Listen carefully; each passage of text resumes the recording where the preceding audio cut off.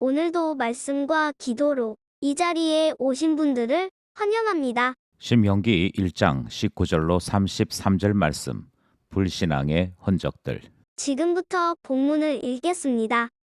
우리 하나님 여호와께서 우리에게 명령하신 대로 우리가 호렙산을 떠나 너희가 보았던 그 크고 두려운 광야를 지나 아모리 족속의 산지 길로 가데스 바네아에 이른 때에 내가 너희에게 이르기를 우리 하나님 여호와께서 우리에게 주신 아모리 족속의 산지에 너희가 이르렀나니 너희의 하나님 여호와께서 이 땅을 너희 앞에 두셨은즉 너희 조상의 하나님 여호와께서 너희에게 이르신 대로 올라가서 차지하라. 두려워하지 말라, 주저하지 말라 한즉 너희가 다 내 앞으로 나와 말하기를 우리가 사람을 우리보다 먼저 보내어 우리를 위하여 그 땅을 정탐하고 어느 길로 올라가야 할 것과 어느 성읍으로 들어가야 할 것을 우리에게 알리게 하자 하기에 내가 그 말을 좋게 여겨 너희 중 각 지파에서 한 사람씩 12를 택하매 그들이 돌이켜 산지에 올라 에스골 골짜기에 이르러 그곳을 정탐하고 그 땅의 열매를 손에 가지고 우리에게로 돌아와서 우리에게 말하여 이르되 우리의 하나님 여호와께서 우리에게 주시는 땅이 좋더라 하였느니라. 그러나 너희가 올라가기를 원하지 아니하고 너희의 하나님 여호와의 명령을 거역하여 장막 중에서 원망하여 이르기를 여호와께서 우리를 미워하심으로 아모리 족속의 손에 넘겨 멸하시려고 우리를 애굽 땅에서 인도하여 내셨도다. 우리가 어디로 가랴? 우리의 형제들이 우리를 낙심하게 하여 말하기를 그 백성은 우리보다 장대하며 그 성읍들은 크고 성곽은 하늘에 닿았으며 우리가 또 거기서 아낙 자손을 보았노라 하는도다 하기로 내가 너희에게 말하기를 그들을 무서워하지 말라 두려워하지 말라 너희보다 먼저 가시는 너희의 하나님 여호와께서 애굽에서 너희를 위하여 너희 목전에서 모든 일을 행하신 것 같이 이제도 너희를 위하여 싸우실 것이며 광야에서도 너희가 당하였거니와 사람이 자기 아들을 안는 것 같이 너희의 하나님 여호와께서 너희가 걸어온 길에서 너희를 안으사 이곳까지 이르게 하셨느니라 하나 이 일에 너희가 너희 하나님 여호와를 믿지 아니하였도다. 그는 너희보다 먼저 그 길을 가시며 장막 칠 곳을 찾으시고 밤에는 불로 낮에는 구름으로 너희가 갈 길을 지시하신 자이시니라. 본문 해석입니다. 4월부터 신명기 말씀을 묵상하게 됩니다. 어제 신명기 서문 말씀을 듣게 되었는데요. 우리는 서문 말씀을 통해 몇 가지 사실을 확인할 수 있습니다. 먼저 이 신명기는 모압 평지에서 모세가 최종적으로 기록하고 전한 말씀입니다. 두 번째, 이 신명기는 율법을 다시 가르치는 말씀입니다. 신명기라고 할 때 이 신자는 다시 신자입니다. 그러니까 이미 들었던 말씀을 다시 기록했다. 그 뜻이 신명기 성경책 이름의 뜻입니다. 세 번째, 왜 다시 들어야 했느냐? 그것은 1세대들이 놀라운 하나님의 역사를 보고 경험했음에도 하나님의 말씀대로 사는 삶, 그러니까 믿음의 모습이 없었기 때문입니다.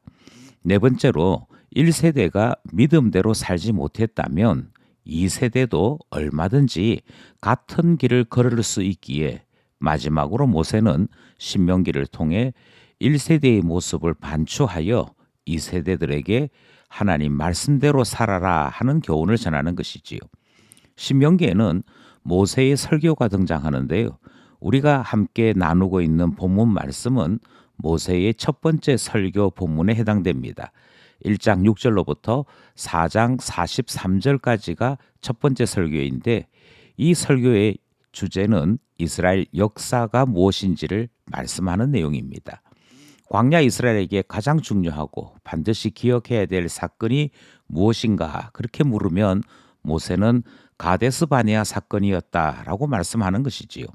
이 사건은 39년간의 광야 생활을 만든 문제의 출발이었고 1세대가 광야에서 죽게 되는 그 끔찍한 비극의 출발이기도 했습니다. 그곳이 바로 가데스 바네아 사건인데 오늘 본문은 바로 그 가데스 바네아 사건을 소개하는 말씀입니다. 본문을 살펴보겠습니다. 첫 번째 문단은 19절로부터 21절입니다. 주저하지 말라. 모세는 하나님께서 이스라엘을 호렙산에서 머물게 하셨다가 광야로 이끄셨다라고 기록합니다. 여기에서 모세와 이스라엘 사람들 사이에 매우 다른 입장이 등장합니다.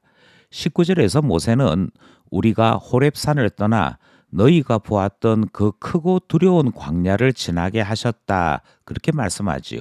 그러니까 모세는 광야를 그 크고 두려운 광야라고 표현합니다. 반면에 이스라엘 사람들은 광야길을 지나 이제 약속의 땅을 눈앞에 둔 지점에서 만나게 되었던 아모리 족속을 두려워할 대상으로 생각합니다. 두려움이란 판단력을 마비시킵니다. 자제력이나 고상함도 상실케 하지요. 그래서 그들은 결코 해서는 안 되는 말을 내뱉고 맙니다. 그 말이 무슨 말이냐면 두렵다 하는 말이었지요. 이제 광야가 끝나고 약속의 땅에 다다르게 되었다라고 하는 사실을 알게 되었을 때 기뻐하는 것이 정상적인 반응입니다. 그런데 이스라엘 사람들은 그 길목에서 만나게 된 아모리 족속 때문에 그리고 그들이 살고 있는 산지로 이끄신 하나님에 대해 불신하고 두려움에 사로잡혀 있는 모습이 소개되고 있는 것입니다. 그렇게 될 때 그들이 행할 수 있는 선택은 사실 다른 것이 없습니다. 본능을 따라 감정을 따라 그들의 삶이 지배를 당하게 될 때 그들은 기분대로 하나님에 대해 말하고 모세에 대해 말하게 되는 것이지요. 기분이 삶이 되어서는 결코 아니 될 것입니다.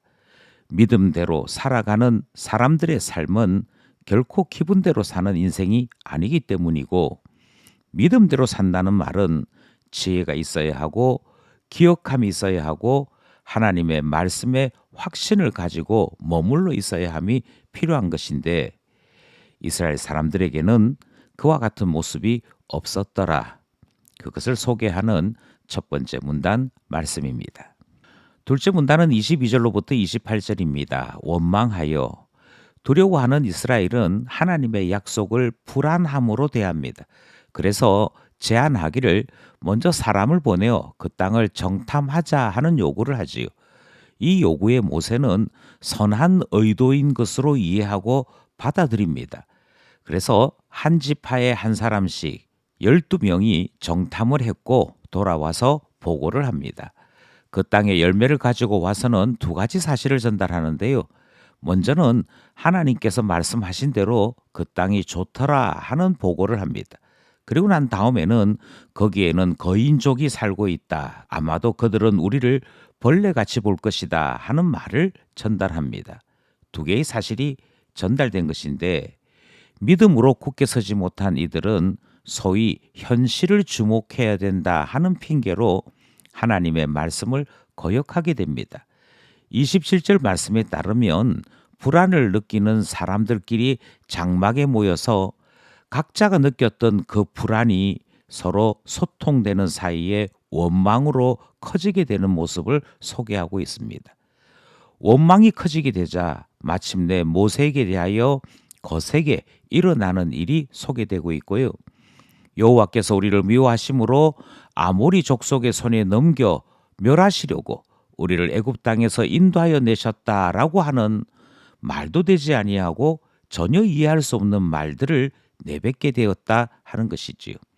그들은 자신들보다 장대한 성읍 아낙 자손들은 보면서 그들보다 훨씬 더 크고 위대했던 이집트를 바로를 열재앙으로 이기신 하나님은 보지 못하는 것을 우리는 발견하게 되는 것이지요. 이 모든 것은 하나님을 믿는다라고 말은 하지만 하나님의 약속에 뿌리 내리지 못한 그들이 가지고 있는 불신앙이 만든 범죄입니다. 하나님의 말씀을 얼마나 신뢰하십니까? 내 눈에 보이는 현실이나 내 마음에 다가오는 부담감에 하나님의 말씀을 무시하고 그것에 사로잡혀 있다면 결코 하나님의 말씀을 신뢰하는 자일 수 없습니다. 여기까지 둘째 문단 말씀입니다. 마지막 셋째 문단은 29절로부터 33절입니다. 그들을 두려워하지 말라. 아마도 모세가 다시 하나님의 약속의 말씀을 이스라엘 사람들에게 가르쳐야겠다라고 생각했던 것은 가데스 바네아 사건이 가져다 준 충격 때문일 것입니다. 두려움을 이기는 신앙이어야 하건만 현실과 자신이 느끼는 두려움에 스스로 무너지고 그래서 하나님에게 마저 대항했던 이들의 삶이 2세대에게도 반복될까 염려해서 율법을 다시 가르쳐야 했다. 그것이 신명기 말씀의 출발이 되는 이유이지요. 모세는 왜 두려움을 이겨내어야 하는지를 몇 가지 이유를 들어 셋째 문단에서 소개합니다. 첫째는 30절 말씀에 너희보다 먼저 가시는 분이 계시는데 너희의 하나님이시다라고 소개하고 있습니다. 둘째 이유는 애굽에서 너희를 위하여 너희 목전에서 모든 일을 행하신 것 같이 이제도 너희를 위하여 싸우실 분이 하나님이시다라고 소개하고 있습니다. 세 번째로 두려워하지 않을 이유는 31절 말씀에 따르면 광야에서 경험한 것을 생각해 보면 안다라고 가르치지요. 사람이 자기 아들을 안는 것 같이 너희 하나님 여호와께서 너희가 걸어온 길에서 너희를 안아 주셨기에 너희가 여기까지 이르게 된 것 아니냐 하는 말씀이 등장합니다. 네 번째로 하나님의 이끄심 때문에 광야를 지나왔다라고 소개하지요. 33절 말씀 그가 너희보다 먼저 그 길을 가시며 장막 칠 곳을 찾으시고 밤에는 불로 낮에는 구름으로 너희가 갈 길을 지시하신 자이시니라 그렇게 소개합니다. 불신은 우상 숭배와 같이 하나님 아닌 다른 것을 섬기는 것을 말하기도 합니다. 하지만 우리의 신앙을 허무는 진짜 무서운 불신은 하나님 말씀을 믿는다고 하면서도 여전히 자신의 감정, 자신의 판단을 하나님 말씀보다도 더 중히 여기는 그것이 불신이요 불신앙입니다. 39년간의 끔찍한 광야 생활은 이렇게 출발되었거든요. 나는 내 생각, 내 판단, 내 감정보다도 하나님을 진정으로 두려워하며 하나님의 말씀을 그 무엇보다도 더 중히 여기는 하나님에 대한 경외심이 있는가 스스로 물어보게 되는 오늘 본문 말씀입니다. 오늘도 말씀과 기도로 참 신자로 살아가는 우리 모두 되기를 간절히 소원합니다.